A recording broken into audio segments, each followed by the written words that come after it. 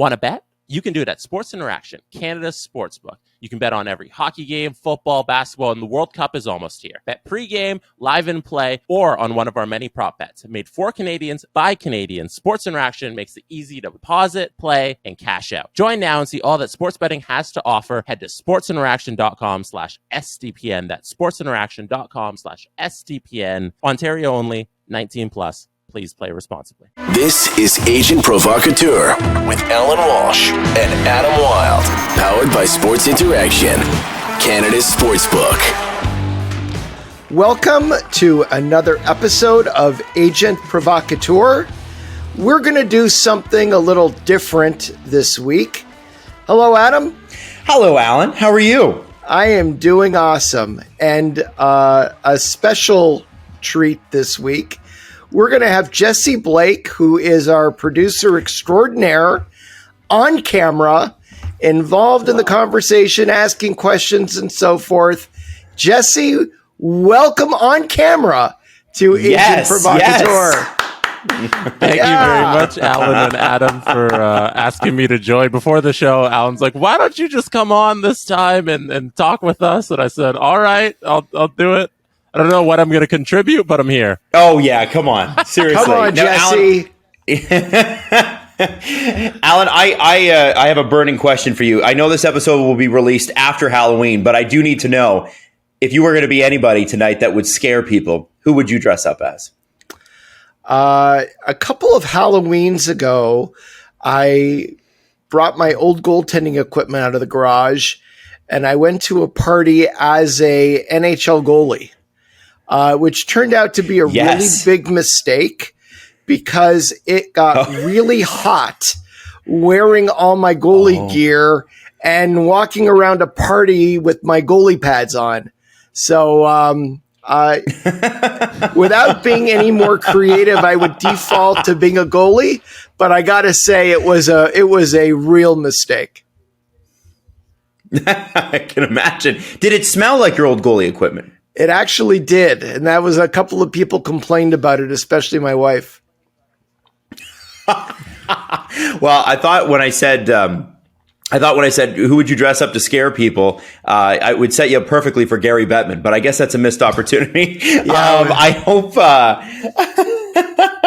We have a good friend of ours who actually lives across the street from us, who had a Halloween costume party Friday night, and I was going with my wife to the party, and unfortunately I had to send my regrets because I went to Columbus instead to see noted client David Jiříček play his first NHL game. Yes. That deserves another round of applause. Can we just say? Baby. And so happy for him. So happy. And my wife ended up going as a bee. By herself. and she was buzzing. She was buzzing, but she was there solo. Amazing. So I guess that's sort of the first question is David, we had him on the show before he was even drafted. We got to hang out and meet his dad at the draft behind the scenes, which was very, very cool. He's a nice man. And what's it like for you? Obviously, David is very specific. What's it like for you watching a client take that first step onto the ice, usually alone in warm-up, and play their first game? Well, you think of the momentousness of the moment and how players and families have been living and dreaming about this moment their whole lives up until they take that first step out onto the ice. And a couple of things really stand out for me. I vividly recall spending the night before his first NHL game with Jonathan Huberdeau. And we talked about it briefly when we had him on as a guest. His parents had set up a camper at a campsite, and we all went for dinner. We went back to the campsite, and we're just sitting there outside in Florida. It was a warm evening. Everybody's in shorts, and I was going to drive Joe back to the hotel. And Joe stood before his father, And you could see his father beaming with pride, and gave Jonathan a hug, and said, the next time I see you, you're going to be an NHL player after the game. And it was like, I felt it. There was a lot of emotion in the air. And I drove Jonathan back to the hotel that night from the campsite. And we talked a little bit about what a moment it was and what it meant to him. Being with David, he and I also went for dinner the night before his game. And what struck me about him in particular was he wasn't feeling any nervousness or butterflies at all. He understood what it meant, and it was momentous, and it was momentous for his family. But sometimes you get a sense that the players are feeling the nerves start the day before the game. And he was just really, hey, it'll be just like preseason. I played a couple of preseason games, and it's fine. I got this. There was a real, not cockiness, but confidence in, hey, I'm going to go out there and I'm going to have fun playing the game. And I thought that was really cool. Can I ask a question about something that happened pregame, like when you were talking to David beforehand? Sure. Because we've been seeing something pop up online recently from your social medias, and that's a couple of your clients wearing hats that say noted Allan Walsh client. How does the conversation go when you ask Marc-Andre Fleury and David Jiříček to throw on the noted Allan Walsh client hat and take a picture with it? Well, actually, here's what's going on. I'm getting clients texting me, I got to get a hat. I got to get a t-shirt. And I'm busy, filling out FedEx envelopes and having them sent out to guys all over the place. So I was in Minnesota, and Marc-Andre Fleury and his family and I went for dinner the night before the game. And after dinner, Mark's like, hey, let's take a picture. And he had the hat and he put the hat on. And we had a good laugh as we took a couple of selfies and took some other pictures. So that was fun. I was sitting with David in the hotel lobby, and David just kind of grabbed the hat and put it on, and he's like, "Here, take my picture." So I'm actually surprised guys are having as much fun with it as they are. It's kind of cool, right? It's cool that they're having fun with it, but it's not like I'm one of the guys saying, hey, please do me a favor, put the hat on. Well, I think the great Jay Onright deserves a little shout out too, because he says it on SportsCenter all the time when one of your clients comes up in the highlights. And he tweeted at you. I'm not sure if you caught it. He said, "This just makes me so happy." It's cool, right? It's, you know what, Allan? What you don't often see, an agent out in public anyway. But it's cool to see the camaraderie and the fact that there's such a warmth between you and your clients. It's very cool. Yeah, and it's something that I really want players to feel that we're all part of a family. I have a great team that I work with, from people in my office to people on the financial side to people on the marketing side. And we really are a team, and we really are a family. We work together as a family, and our clients and their families are part of our family as well. That's very cool. Very, very cool. Allan, obviously, this first month of the year, I don't think people realize how busy it is for you. I know that Jesse and I, we never hear the specifics, but it's always like, hey guys, I'm sorry, can't do it. Got to jump on a call. Got to do this. Got to do that. Just coming up for air. How are things going? Like, we have a group chat that's kind of going most days, but when we don't hear from you, we assume that you're pretty busy. The agent's life in October is a lot busier than people would think. I think a lot of people think draft, free agency, that sort of thing. But October, you're sort of winding down the end of training camp. What kinds of things are you dealing with as an agent, and what are the players dealing with as October strikes and the season starts? A big thing going on in October is guys mostly younger guys who have made their NHL teams, are living in a hotel until the team gives the player a letter that's mandated under the CBA, which gives them 5 days to move out of the hotel and find a place to live in their club city. So we've had several players at and around the same time getting their letter from the club advising them to get a place to live, which is great news because that really confirms that the player has made the team. At the same time, you need to find an apartment or a condo or a townhome from scratch, and you've got only a few days to do it. Then you've got to figure out furniture. Are you going to buy furniture? Yeah. Are you going to rent furniture? Lots of guys have previously played in the American League, and they've got furniture in storage.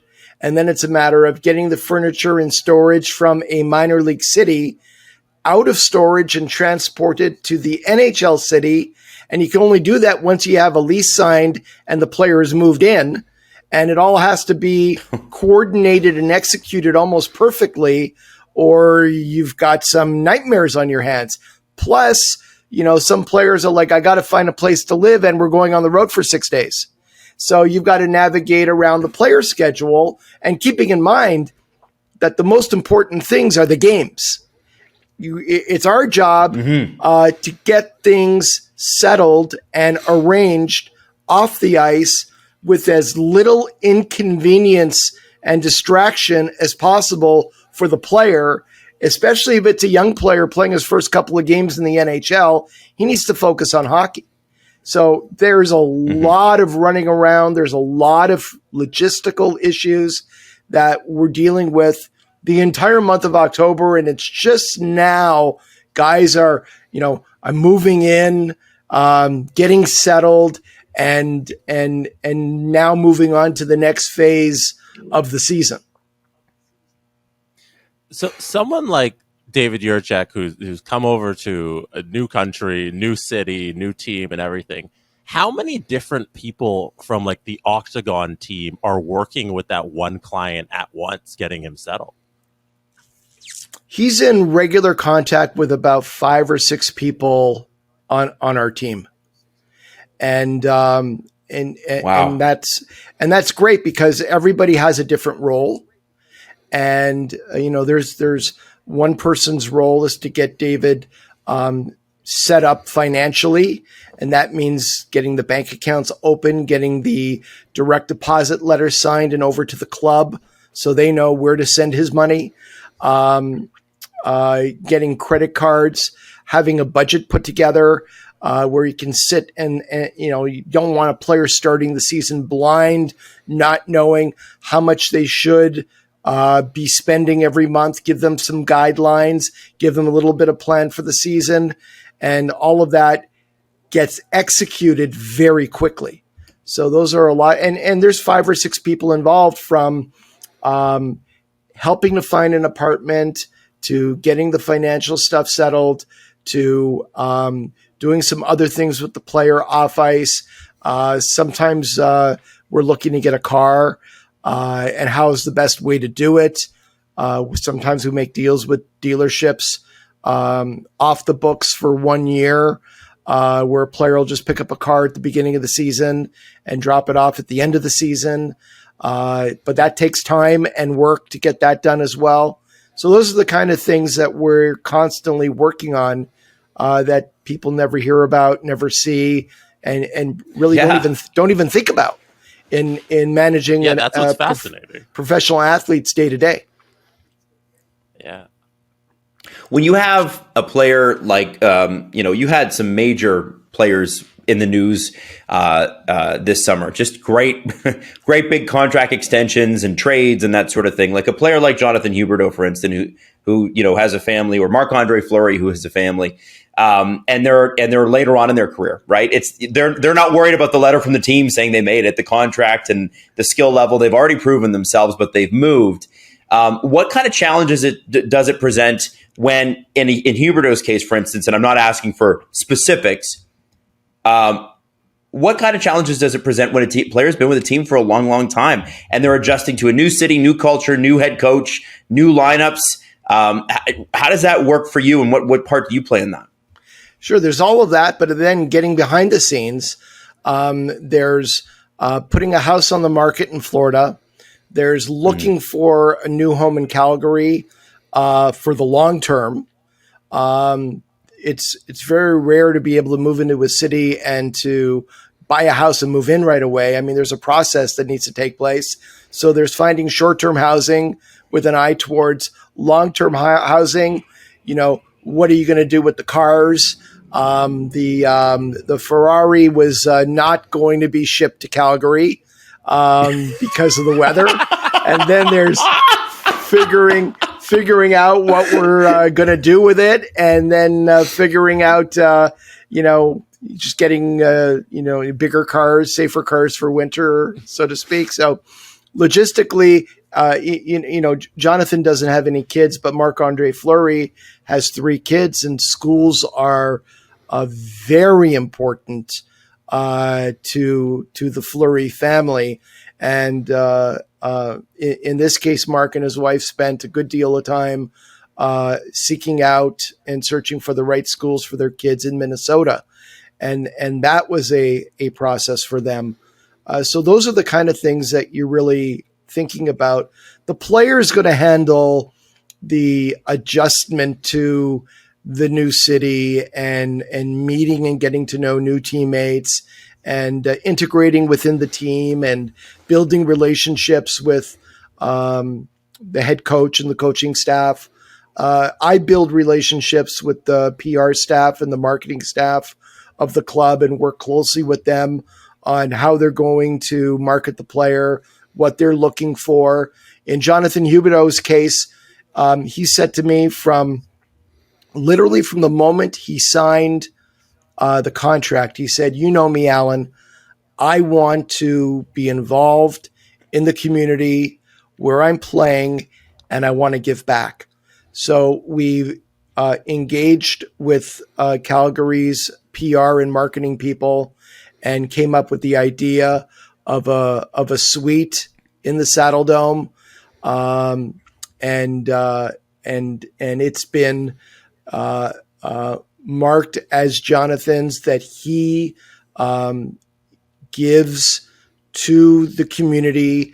It's earmarked for underprivileged and underserved kids in the community who can come to games and experience what it's like to be at a game in a suite with their friends, and that's a remarkably rewarding experience and something that was very important for Jonathan to do, amongst other things that he's going to be involved in that will be rolled out within the community in Calgary, because he made it very clear, this is top of my agenda of what I want to do, and he's jumped right in to do that.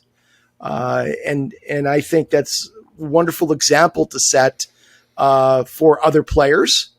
It shows leadership, and it shows a sincerity and humbleness of understanding what it means to be a successful NHL player and be fortunate enough to make a lot of money and feel an obligation to give back to his community. I think the next time we have Hubie on, we're going to have to ask him where that Ferrari ended up, though. I have to tell you, when I lived in Calgary, he made a good decision. When I lived in Calgary, I was young and stupid, and I was doing a morning show. And I had just made enough money to get rid of my old Subaru, which was rusting out. But the Subaru was amazing in the snow. And I decided on a rear-wheel drive Nissan 350Z. And it was used, and it was a little beat up, but it was fast. And I thought, man, I'm going to be such a cool guy. And I got it in the spring when the snow had stopped. And by January, I regretted my decision very much. So even with the snow tires. So I think he made the right decision not having the sports car. I can remember several full 360 spinouts, but I was going to work so early that I never hit anything. Thank goodness. I think it's also pretty cool, Allan, to see how quickly some of that stuff comes together. Because, right, like he just got there, right? He would have spent the summer preparing for this, but we've seen the initiatives already start, like the box you were talking about. It's very, very cool. I think something that's come up, and if you're Leafs fans, if you're listening to this, you're a Leaf fan, you know exactly what we're talking about here. Dallas fans experienced it this week, and it's the fact that if one thing goes wrong, because the cap hasn't gone up in such a long time here, like really gone up significantly, you're going to be in trouble in terms of trying to replace injured players. And so this week we found out, at least thus far as of this recording, Jay Gottinger's injured in Dallas, and Anton Hudobin, who is the next best goalie in the Stars organization, cannot come up because they don't have the room under the cap to bring him up, which keeps an NHL caliber player out of the league. And I was curious, Allan, obviously we know you're not a fan of the hard cap system, but is there, even under the hard cap system, a way around something like this? Well, the only way around it would be if the injured player were put on LTI, which would take the player out of action for a minimum of 24 days, calendar days would be the quickest the player can come off LTI. So if a player is injured and goes on IR and not LTI, not long-term injury, that player still counts against the cap. And that's the window where players could get, teams could get into a lot of trouble. And we've seen in the past teams forced to play with 16 players, 17 players, because they don't have the cap space to call up anybody to add to the lineup. And it's one of the many, many reasons I think Gary's triple hard cap system is the worst system, not just for players. People will roll their eyes and say, there is another greedy agent just looking for more money for his players and bigger commissions. And that's why Allan Walsh, it's no secret I'm an agent. It's not like I'm hiding who I am and what I do, right? It's right out there in the open. The show's called Agent Provocateur. Yeah, exactly. I mean, go figure. But my disdain with the salary cap is really more to do with it's not good for the game. It's not good for the sport. Is it the best players on one team versus the best players on another team? Or is it the Montreal spreadsheets versus the Toronto spreadsheets? And I don't think fans really want to see spreadsheets playing against each other. I think they want to see best on best. And the cap has restricted the ability of teams to go out and sign players. And more importantly, it has forced teams to move players they would never in a million years want to move, other than the fact they don't have the cap space to retain the player's services.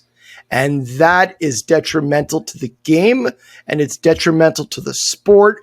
It's bad for players. It's bad for the fans.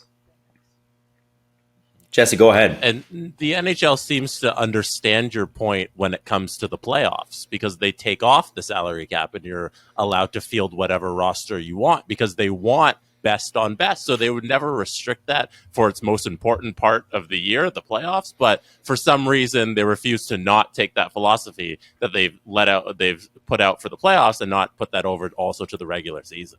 And the solution, it's right in front of their noses.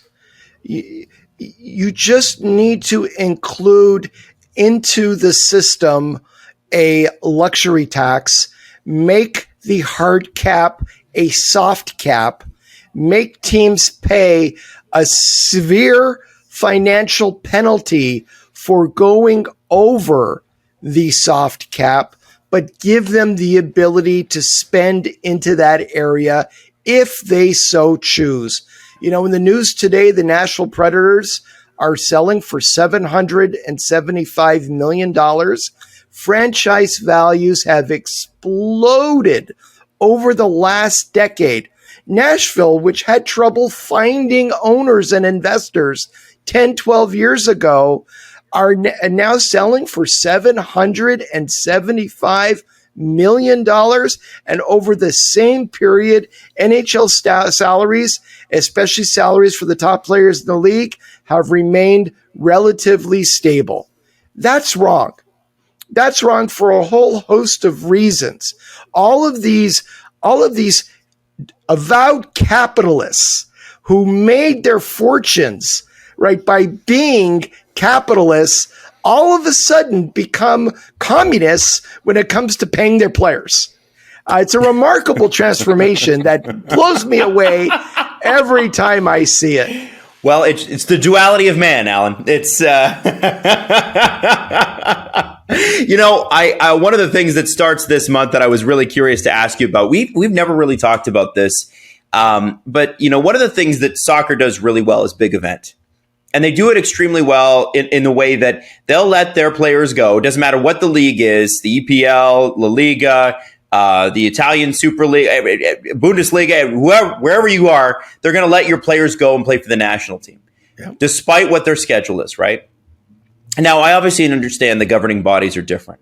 But what the NHL seems not to be able to understand is international events create international excitement, grow the brand, right? I know that their key demographic is in North America, but soccer's key demographic is in Europe, at least money-wise, and yet here they are all over the world, including the entire world. When it comes to the World Cup in 2024, there's a lot of questions around, are they going to go with the same format as last time? And that format included, as Steve liked to call it, Team Sum of Europe, which is just a collection of European countries that these are the countries we decided don't get a full team. And then the Young Guns teams as well. Everybody found the Young Guns team exciting, but it was a bit of a gimmick. How would you see the NHL, because they do control the World Cup, how do you see them doing it differently, better? What would your recommendation be for making it more of a world event where everybody's watching? Well, first off, World Cup of Hockey is 50% owned by the NHL and 50% owned by the NHLPA. So It truly is a partnership, for lack of a better word, between the two entities, which is probably a reason why it's been so difficult to put these events on any kind of a regular basis, which is a great failing on the league side, because there has always been an interest on the player side to play in these tournaments.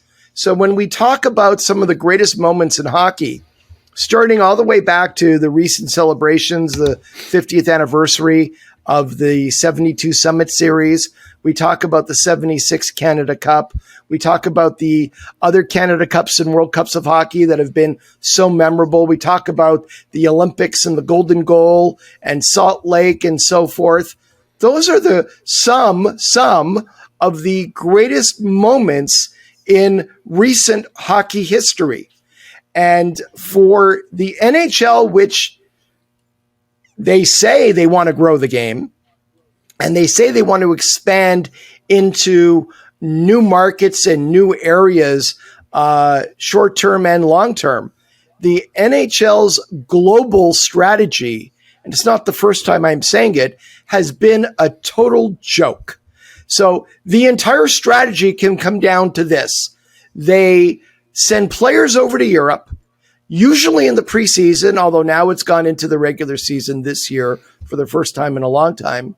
They play 2 games, they play a couple of games, and then everybody disappears.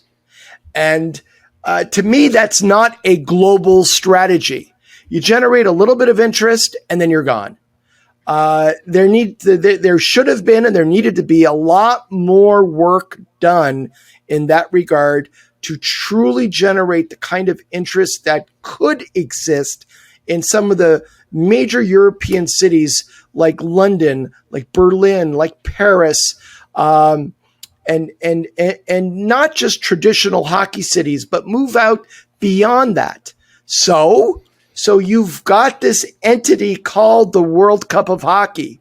What do you do with it?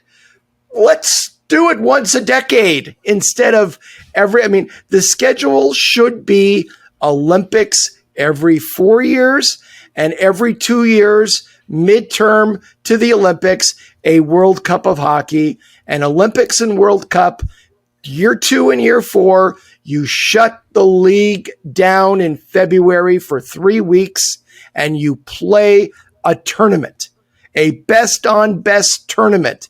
And that is going to generate a ton of interest around the players.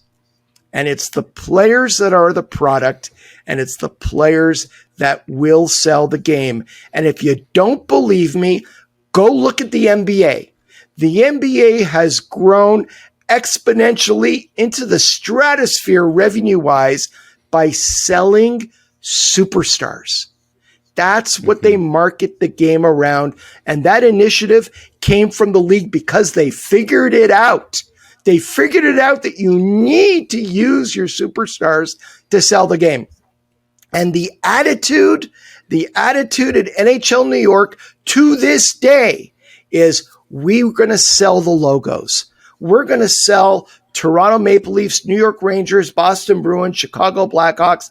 That's what we're going to sell. That's what we're going to market around. We're not going to market around our young stars. We're not going to market around our established stars. We're going to market around the teams and the logos.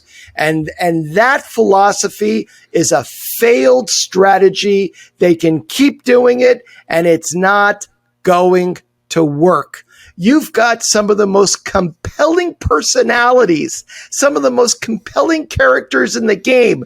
And everything the league has done for decades has been to suppress that, to encourage, first create, and then encourage a culture that anyone who expresses any form of individuality, who might have an interest in fashion, an interest in music, an interest in doing whatever, it's suppressed. It's, hey, don't do that. Don't put yourself above the team because that goes against the culture.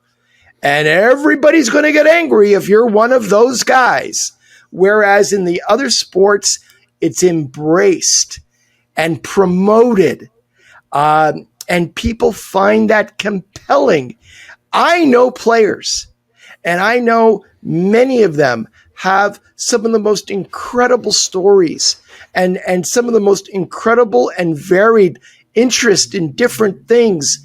And it doesn't come out because they don't want to tell those stories. Now, in fairness, it is incrementally getting a little better, but there is still very much that attitude from many of the suits in NHL New York that no. We don't want to create superstars. And you know why? They don't. It's control. They don't want players to have any power. They want to maintain all the control and all the power in their hands. And many of the players don't grasp how deep and how desperate the league is on maintaining that control over the players. They just don't grasp it. Because players are living their lives day to day with one goal: win games, play their best, and they're very focused on maximizing performance. And they've got, nutrition and mental preparation and skills preparation and all these other things that are going into, being their best and maximizing their opportunities. It's hard to carve out that other piece as a priority when it's so discouraged by so many forces on the league side. So you've got this incredible opportunity called the World Cup of Hockey that could have been played and should have been played every 4 years in off Olympic years on the 2-year. It should have been played all this time. And we had one in 2012 and one in 2016, and that's it. And now 2024, it's going to be 8 years between World Cups. I mean, that's astonishing. The opportunity lost all those years to put on a best on best tournament. There are players today, stars of the NHL, who have never had the opportunity to suit up after the World Juniors and play for their country in a best on best. They've never been given that opportunity. And if it doesn't happen in 2024, it looks like it is. It's a go. But if it doesn't, imagine a whole generation of stars may lose that chance to play against best on best from different countries. So Connor McDavid's never worn a Canadian jersey as a pro. No, ever. No. He was a young gun. Matthews never worn Team USA, and people think that's okay. People don't think that's crazy. They're like, hey, he's never done it. Oh, okay, like, big deal. Gee, if you're thinking about growing the game and having all eyes, here's what happens. People become enthralled with a player's personality, persona. Maybe it's what he stands for. Maybe it's what his interests are, where there's an aligning of an interest. And now it's like, I'm going to follow that guy because I like that. I'm a fan of that guy.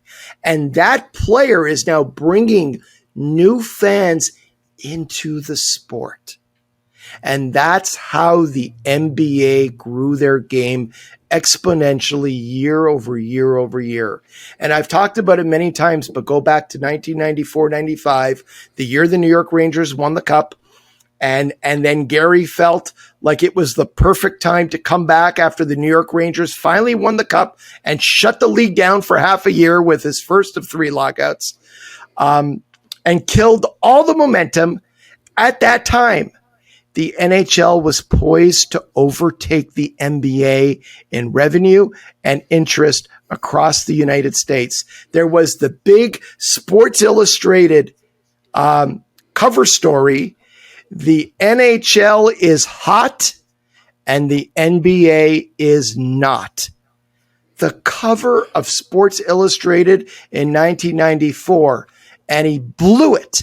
And it damaged the game of hockey. It damaged the NHL's bottom line numbers for a decade. And in my opinion, the NHL has never recovered from it. Because now you sit back and look at where the NBA is today, and the NHL is roughly half of the business of what the NBA is today. And for that remarkable accomplishment, let's put him in the Hall of Fame. Don't forget the extension. Jesse, to expand on that point, wasn't there, I think, at NBA in at Raptors game, there was 2 or 3 players born in Africa for the first time ever. Yeah, that was a pretty significant thing. It just shows the global sort of way that the NBA has gone. Mm-hmm. And obviously, there's challenges with climate and that sort of thing in the NHL, but you can build arenas anywhere. It's a shame. It's a real shame. That's really interesting. And Allan, it's unthinkable that the NHL could ever be as relevant as the NBA now. Unthinkable. You couldn't think of that. There's no way. It's pop culture. Yep. Jesse, go ahead, buddy. Sorry. Those best on best competitions, the World Cup, the Olympics, they're the star maker events. Like, the greatest hockey moment, I think, of my lifetime is Sidney Crosby's golden goal. That didn't happen during an NHL game. That was during the Olympics. And I still vividly remember TJ Oshie in the Olympics when he was doing the shootout for the Americans, and they kept sending Oshie back out there, and he had 5 shots in a row. And that's another star-making scenario. And the fact that the NHL refuses to go to the Olympics like they did last year or put on the World Cup they're really missing out on these opportunities. And I guess they're actively trying to not have these opportunities where these players can grow into superstars and have these moments on an international stage with a Canada jersey on or with America jersey on, and truly like cement their hockey legacy with these cool events that are best on best. But they're choosing not to do it. They are in fairness, though. There were some ulterior financial reasons that revolved around the Olympics decision in 2018, and that had to do really with recalcitrant IOC that no longer wanted to pay player expenses to bring all the players over, and it costs a fortune to do that. They also refused to allow any licensing of the actual highlights and clips of games for the NHL. The NHL could not take a clip of an NHL player scoring a goal in the Olympics and put it on their website. Right, that would be a violation of their copyright, and there needed to be some flexibility there. There's a lot of criticism that was levied at both sides, not having a Olympic participation enshrined in the CBA prior to 2018. You could have opinions one way or the other. The bottom line is there really wasn't an intent from Gary Bettman and the owners to find a way through negotiations to get the players to the Olympics in 2018.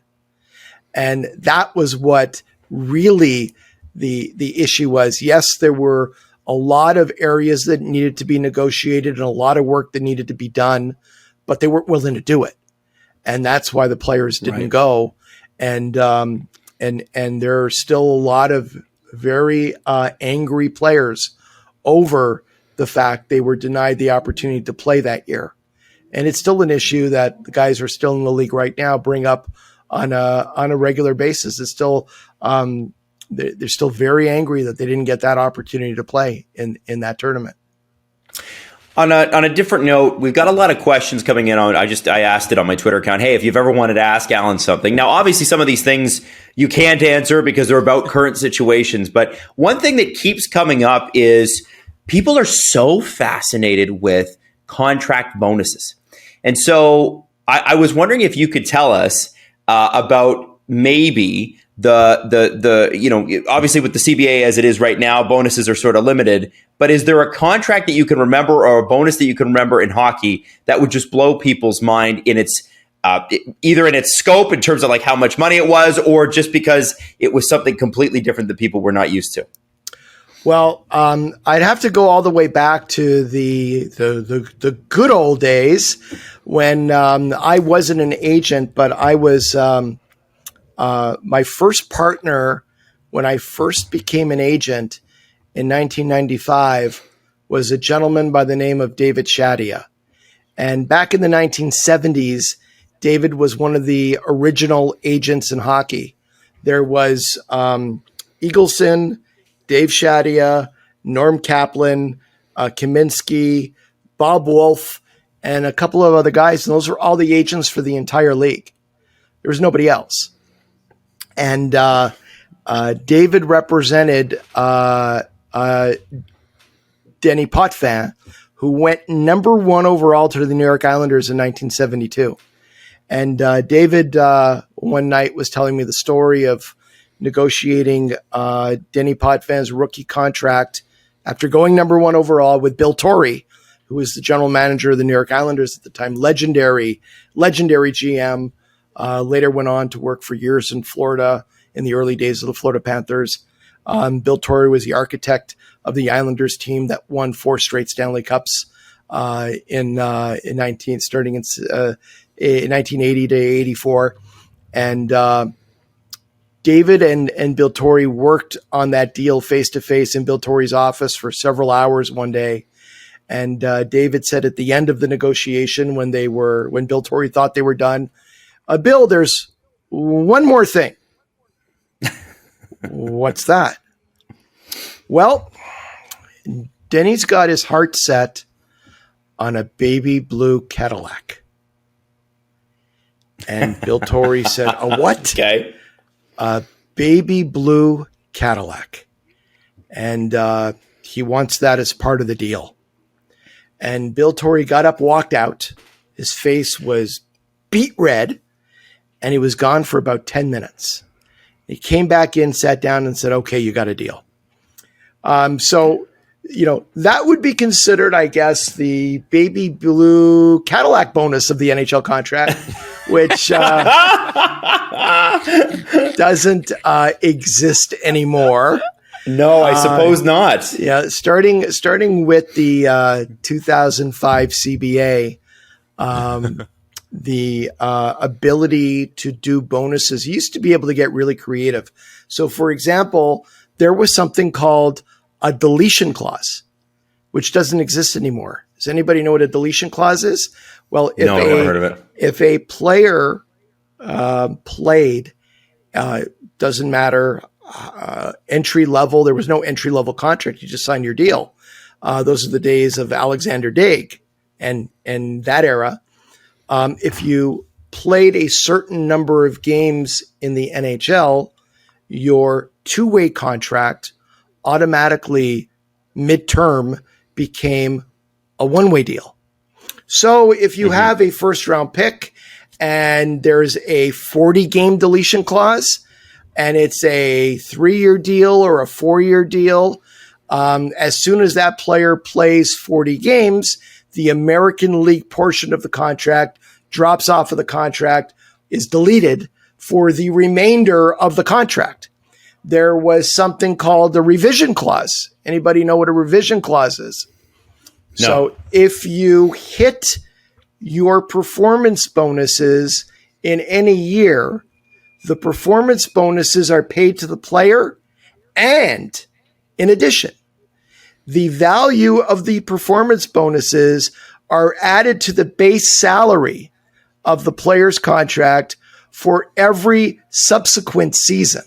So if the player had $100,000 bonus for scoring 30 goals, and he scored 30 goals, he got the $100,000 bonus.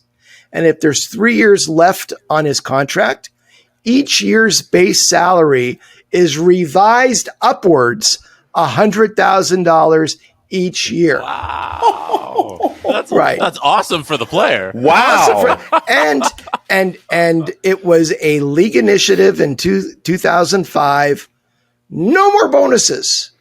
Gary Bettman hated these bonuses. No more bonuses. We're not going to do no deletion clauses, no revision clauses, no performance bonuses, period, except in very limited situations. So you have in entry-level contracts, you have the menu in the CBA in Article 5 of A and B performance bonuses by position. Forwards, there's a menu for forwards, a menu for defensemen, and a menu for goalies.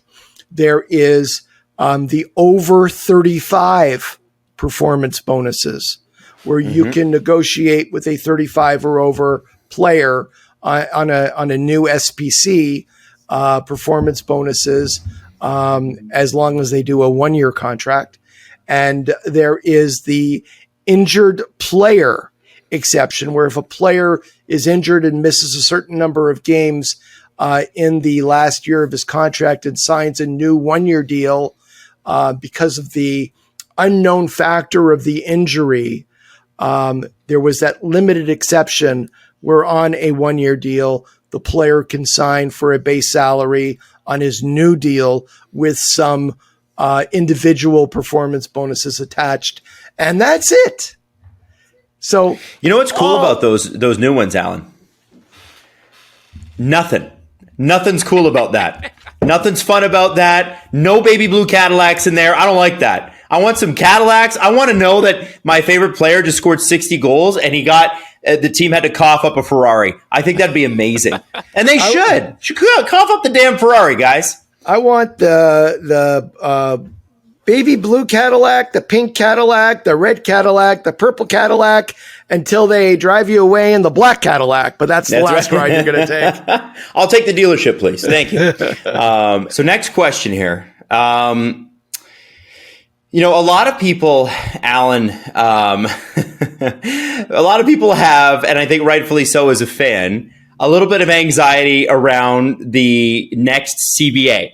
And I know it's 4 years away, but somebody did ask, and I think it's important that you mention it. You've talked about it before.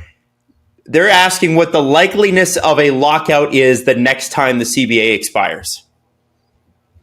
What do you percentage give it? Well, I would say that the question is best directed at Gary Bettman and the league. Gary's got 3 lockouts on his watch, and each one was instigated by him with a very well thought out plan and strategy before the end of the CBA in question. So it's not a matter of let's try to negotiate a deal and we can't come to an agreement. Time runs out. So by operation of the fact there's no CBA, there's a lockout.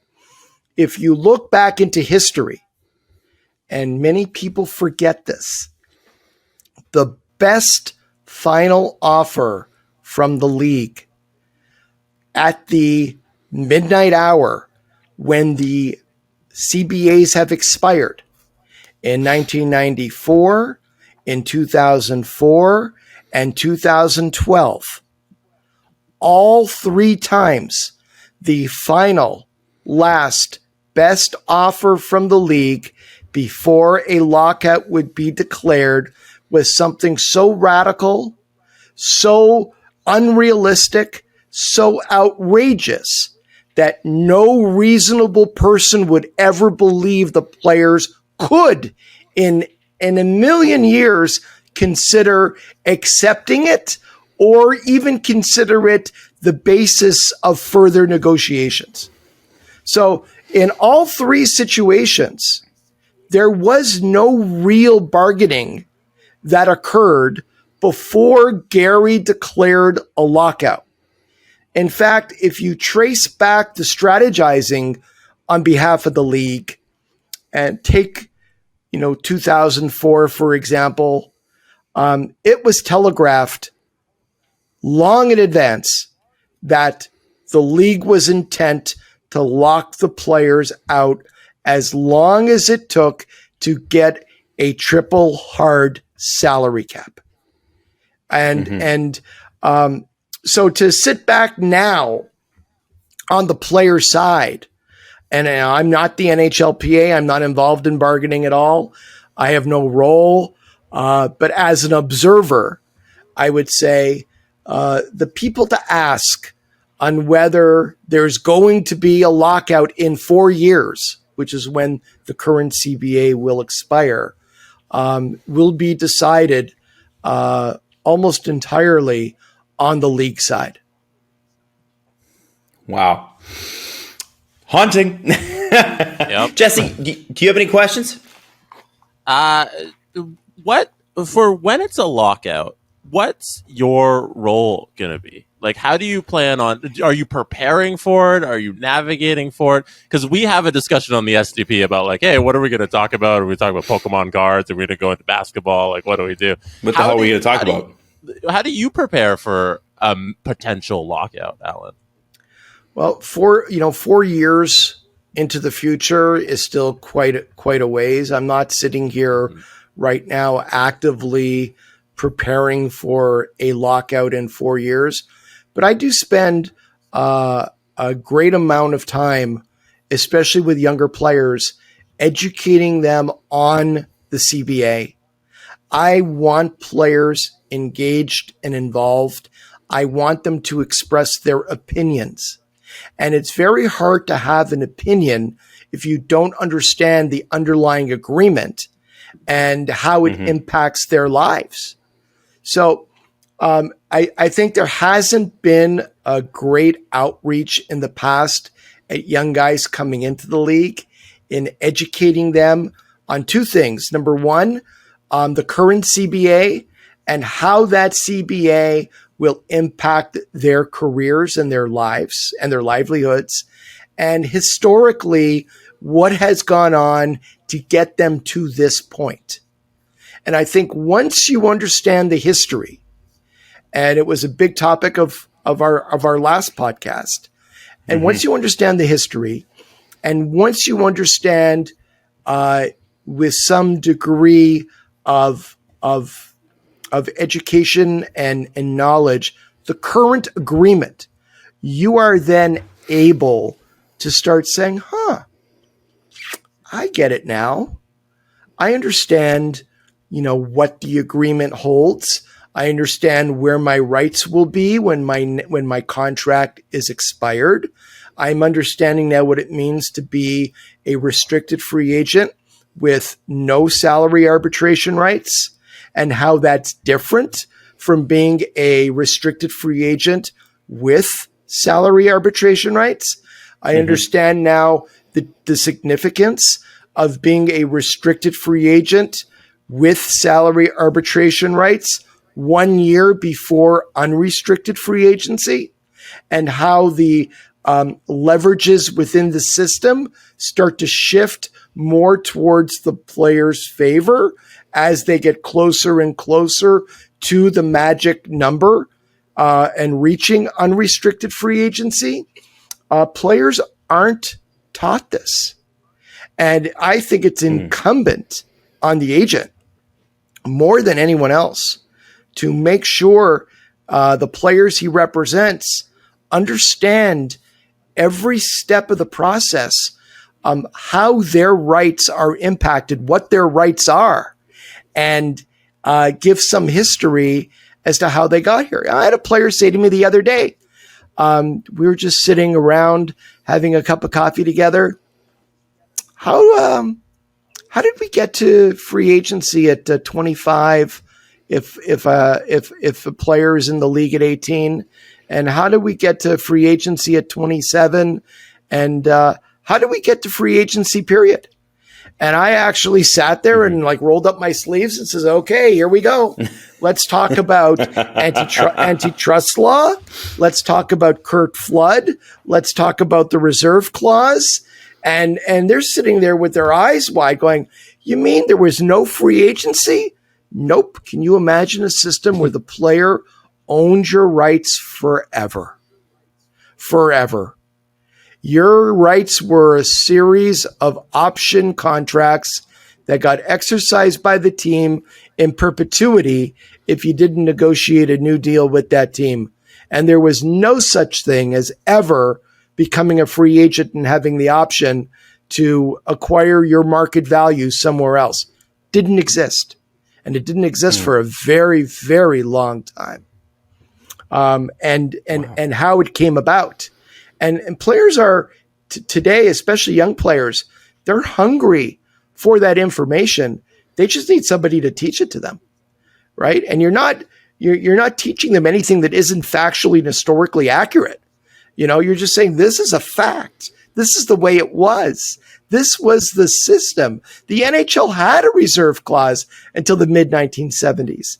The NHL was involved in litigation in federal court in the United States where players had sued to get rid of the reserve clause. And there's a whole host of things that occurred throughout the 70s and 80s that gave way finally to the Great Awakening, which was the ascendancy of Bob Goodenow to the executive directorship of the NHLPA, and how that changed everything. Players are hungry for that information, but they have to be taught it. They have to be taught it by somebody. Whether it's the NHLPA, whether it's agents, somebody needs to be letting players know the history of what occurred, and also explaining to them in great detail how their rights and leverages within the system will be dictated by their status each time their contract comes to an end. There it is. If only there was a podcast that explained all of these things. It's just a shame. I wish somebody would just do that. I don't know. I was sitting on a beach minding my own fucking business, and you called me. So here we are. Allan, thank you so much for today's show. It's kind of been fun to Jesse and I to be able to pepper you with questions, and we know that there's some special guests coming up that people are going to be very excited about. But for now, thanks for the show, and we'll see you next time. Okay? You got it. Thanks for everything, guys. Hope you enjoyed it, and stay tuned for another episode of Agent Provocateur coming at you next week. This has been Agent Provocateur with Allan Walsh and Adam Wylde. Powered by Sports Interaction, Canada's sportsbook. Follow Allan Walsh on Twitter @WalshA. Subscribe wherever you get your podcasts by searching Agent Provocateur and hitting the subscribe button. YouTube.com/SDPN.